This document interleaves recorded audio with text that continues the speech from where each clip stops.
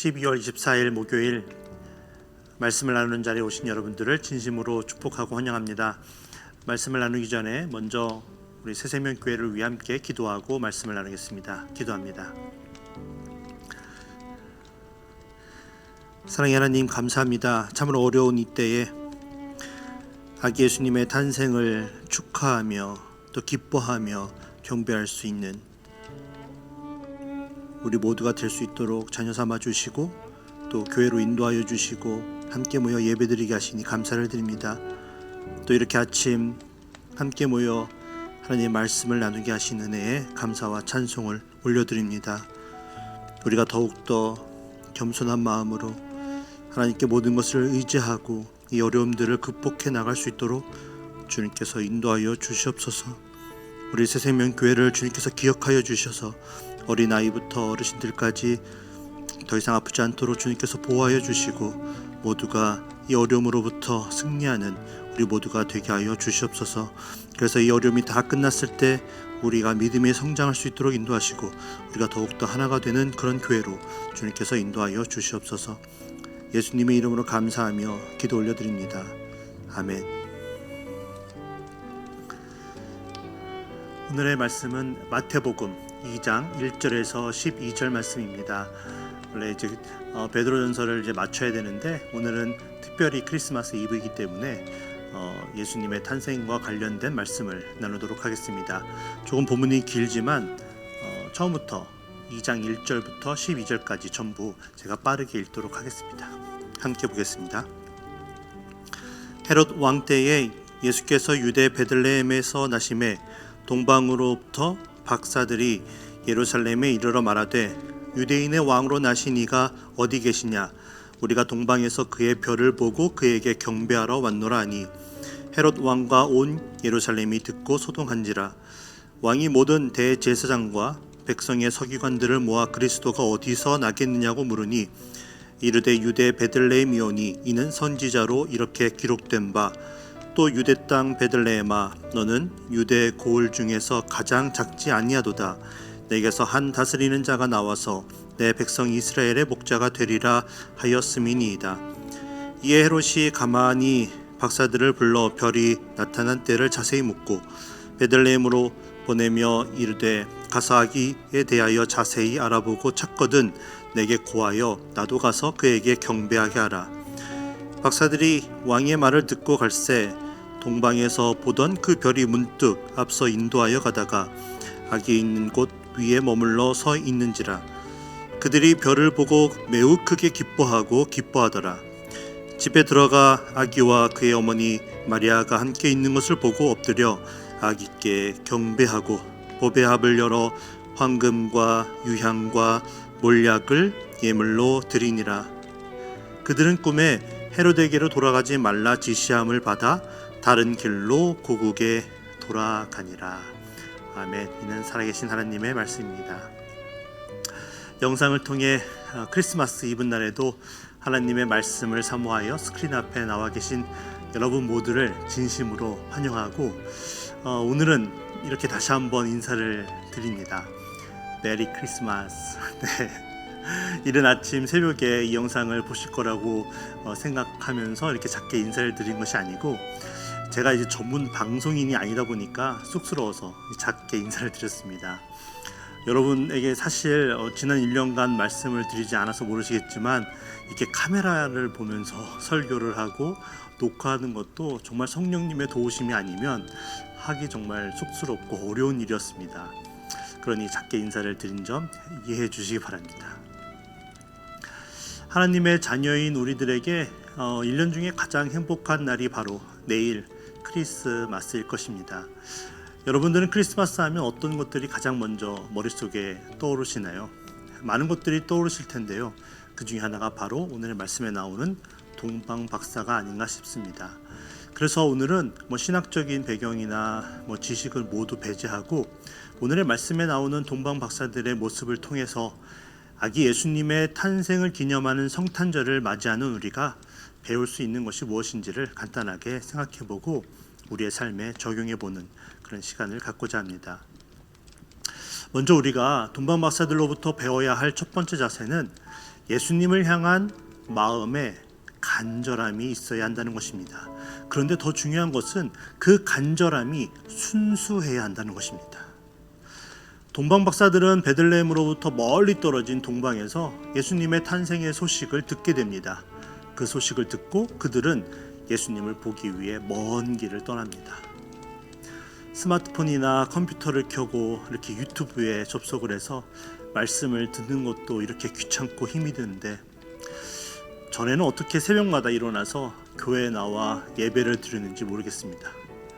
그리고 또 동방 박사들은 뭘 위해 그렇게 만사를 제쳐두고 그렇게 먼 길을 자처해서 떠났는지 모르겠습니다. 왜 그 먼 길을 그들이 떠났던 것일까요? 다른 이유가 아니었습니다. 아기 예수님께 경배를 드리기 위한 간절한 마음이 그들에게 있었기 때문이었습니다.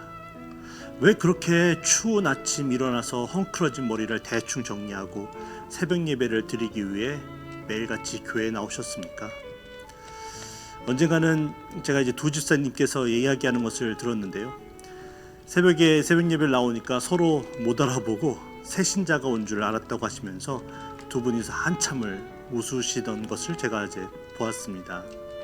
그렇게 누군가가 빤히 얼굴을 쳐다보면 화들짝 놀라실 거면서 왜 굳이 그렇게 새벽을 깨우고 성전에 나와 예배를 드리셨습니까?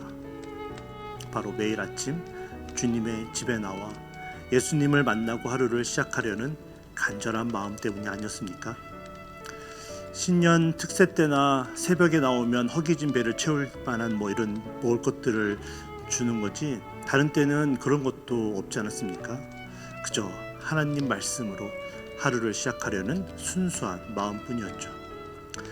동방 박사들에게도 다른 숨은 의도가 있었다면 그들이 그 먼 길을 떠나면서 아기 예수님께 드릴 예물을 준비하지 않았을 것입니다.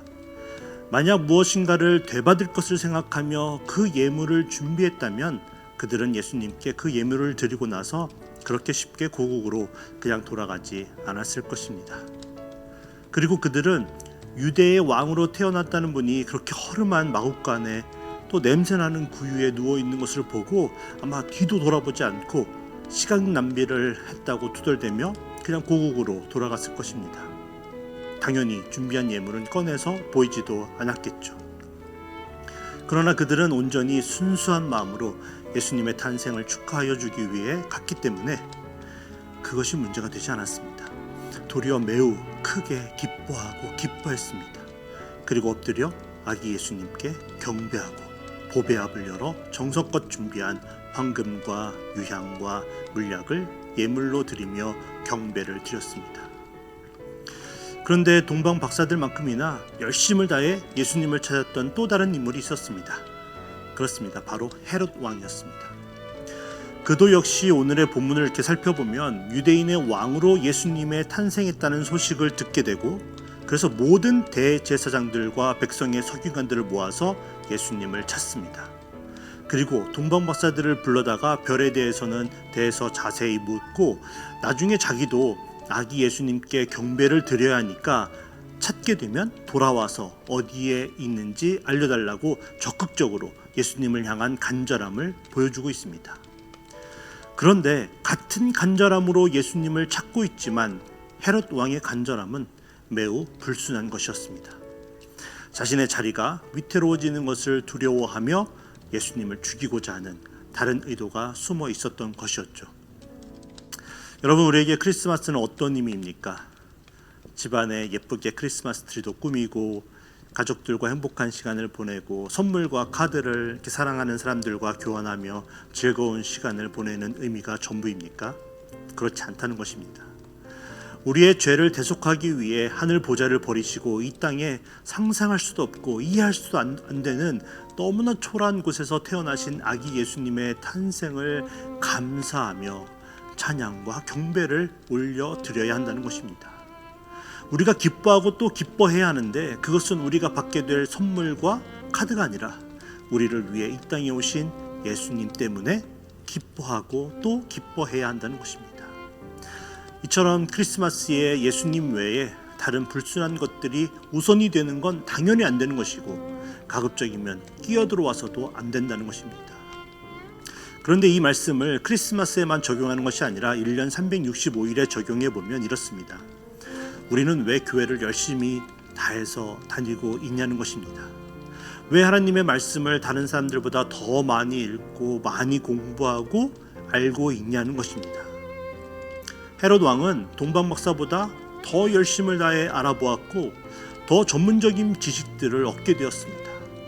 그런데 그 안에 불순한 목적이 있었다는 것이죠. 교회를 열심을 다해 나오고 성경의 말씀을 많이 배우고 알게 되는 것에 우리의 목적은 단지 하나님께 영광과 경배를 드리기 위함이어야 한다는 것입니다. 사사로운 이익이나 취미생활과 또 성도 간의 교제에만 목적을 두어서는 안 된다는 것입니다. 성경을 많이 알고 또 예배에 열심을 다하고 기도도 열심히 하는 것이 나의 의로움을 나타내고자 하는 불순함이 없어야 한다는 것입니다. 그리고 내가 예수님을 잘 믿으면 가족들도 건강해지고 돈도 많이 벌 수 있게 될 그것만을 기대하며 예수님을 찾으면 안 된다는 것입니다. 순수함에서 나오는 예수님을 향한 간절한 마음을 하나님께서는 원하십니다. 그래서 하나님께서는 동방 박사들이 예수님을 만날 수 있도록 그들에게만 별을 보여주어 인도하여 주셨습니다. 헤롯 왕도 열심을 다했고 간절함이 있었고 예수님의 탄생에 대한 지식도 많이 습득하여 알게 되었지만 하나님께서는 인도하여 주시지 않았기 때문에 예수님을 찾아갈 방법이 그에게는 없었던 것입니다. 이렇듯 우리에게 순수함으로 예수님을 만나고 그분의 가르침을 받고 그분 때문에 삶의 기쁨이 넘치고 그분을 경배하고자 하는 마음이 있다면 하나님께서는 반드시 우리가 그렇게 할 수 있도록 도와주시고 인도해 주실 것입니다. 이르시되 진실로 너희에게 이르노니 너희가 돌이켜 어린아이들과 같이 되지 아니하면 결단코 천국에 들어가지 못하리라. 오늘 저와 이 영상을 보고 계신 모든 분들이 이러한 어린아이와 같은 순수한 믿음을 소유하게 되어 우리들 모두가 천국으로 인도하시는 그 하나님께서 보여주시는 그 별을 바라볼 수 있는 축복이 임하시길 우리의 경배를 받으시기에 합당하신 예수님의 이름으로 축복합니다. 자, 그럼 두 번째로 우리에게 순수한 마음으로 예수님을 만나고자 하는 간절함이 있게 되었다면 이제 우리가 무엇을 해야 하는 것일까요? 바로 하나님께서 이끄시는 대로 순종하며 무조건적으로 그것만을 바라보며 따라가야 합니다. 한눈을 팔아서는 안 된다는 것입니다. 동방 박사들은 하나님께서 보여주신 그 별을 무조건 따라갔습니다. 그랬더니 그 별이 멈춰 선 것을 보고 그곳에 자신들이 경배하며 기뻐하게 될 아기 예수님이 계시다는 것을 알게 되었습니다. 그렇기 때문에 그곳이 비록 허름한 마구간이고 그곳에서 비록 예수님이 냄새나는 구유에 누워 계셨을지라도 그들은 유대인의 왕으로 이 땅에 태어나신 아기 예수님에 대해 100% 확신할 수 있었고 그에게 엎드려 절하며 경배를 드릴 수 있었던 것입니다. 하나님께서 우리에게 보여주시는 그 뜻이 무엇입니까? 그 인도하심이 무엇입니까? 지금 무엇을 바라보고 계십니까? 하나님께서 우리를 사랑하시고 우리를 가장 선한 길로 인도하신다는 확신을 가지고 그 말씀을 붙들고 우리가 지금 걸어가고 있습니까? 그렇다면 우리에게 어떠한 고난과 어려움과 이해할 수 없는 일들이 일어나더라도 우리가 믿고 이끄시는 대로 순종하며 무조건적으로 그것만을 바라보며 따라가야 합니다. 하늘을 올려다보면 그리고 그 별만 계속 쳐다보면 목이 아플 수도 있습니다. 예수님을 따라 하나님의 자녀로서 살다 보면 고난으로 인해 우리가 아플 수도 있습니다. 그러나 힘들다고 고개를 숙이면 안 됩니다. 한순간이라도 주신 그 별에서 눈을 떼고 우리의 방식대로, 우리의 좋은 대로, 우리 편한 대로, 우리가 생각했을 때 합리적인 길로 우리가 걸어가게 된다면 결국 하나님께서 인도하시는 예수님이 계신 그 마구간에 우리가 도달하지 못하게 될 것입니다. 그리고 결국 예수님은 계시지도 않는 엉뚱한 마구간에 가서 자신이 힘들다고 고개 숙였던 그때를 떠올리면서 땅을 치며 후회하게 될 것입니다. 2020년 우리 교회의 표어가 바라보자였습니다.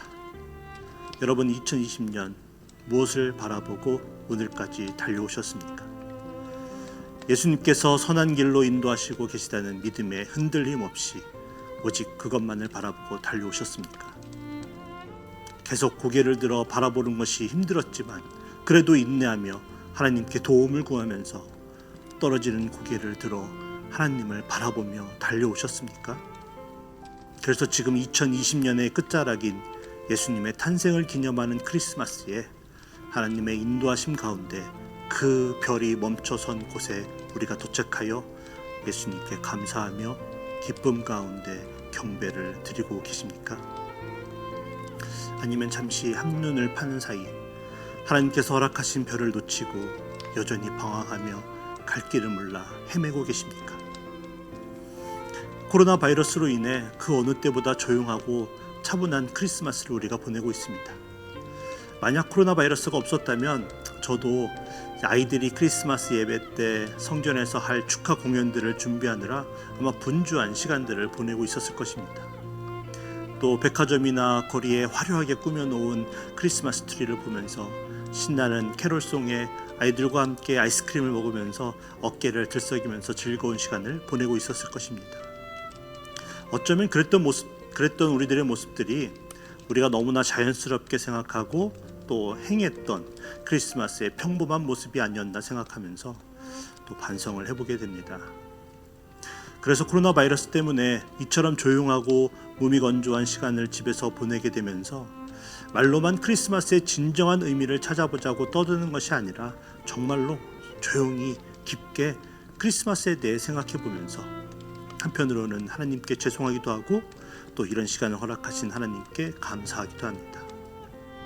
예수님의 탄생을 기념하는 크리스마스를 하루 앞둔 오늘, 저와 이 영상을 보고 계신 모든 분들이 과거에 우리가 지내왔던 크리스마스 이브의 모습들을 천천히 돌이켜보면서 우리에게 정말로 예수님의 탄생을 축하하고자 했던 순수한 마음이 얼마나 간절했는지를 살펴보고 우리를 위해 이 땅에 오신 예수님과 동행하는 삶을 살기 위해 하나님께서 우리를 이끌어 주시기 위해 허락하신 그 별을 온전하게 바라보며 살았었는지를 살펴보는 그런 시간을 갖기를 원합니다.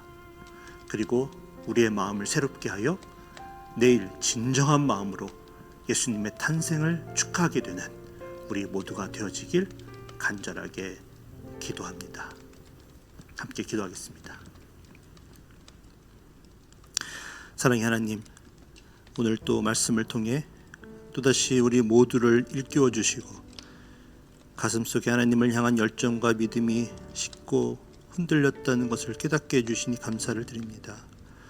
오늘 말씀을 통해 아기 예수님의 탄생을 축하하며 기념하는 내일 크리스마스를 예수님만을 순수한 마음으로 간절하게 경배하고 예수님만이 주인공 되는 크리스마스와 우리의 인생이 되어지도록 우리의 마음과 영을 새롭게 하여 주시옵소서. 특별히 주변의 육체의 아픔과 여러 가지 어려움으로 인해 혼자의 힘으로는 도저히 고개를 들어 하나님이 주신 별을 바라보지 못하는 우리 형제 자매들이 있습니다. 하나님, 이 기쁜 성탄의 날 하나님께서 그들 모두에게 찾아가 주셔서 치유와 회복의 은혜를 허락하여 주시고 다시 일어날 수 있는 용기를 허락하여 주시옵소서. 그래서 우리 모두 함께 기쁨으로 아기 예수님의 탄생을 축하하며 기쁨으로 경배드리는 우리 모두가 되게 하여 주시옵소서. 비록 우리들도 코로나 바이러스나 다른 어려움으로 인해 힘이 들지만 더 열심으로 인내하며 그 별을 바라보게 하시고 그래서 그들이 다시금 고개를 들어 그 별을 찾아 헤맬 때에 그들이 그 별을 찾을 수 있도록 알려주는 믿음의 동력자들이 될 수 있도록 우리 모두를 하나로 인도하여 주시옵소서. 오늘 하루도 하나님 아버지께 모든 것을 의탁하며 우리를 죄로부터 구원해 주시기 위해 높은 보좌를 버리고 낮은 이 땅에 우리의 구세주로 오신 예수님의 이름으로 감사하며 기도 올려드립니다.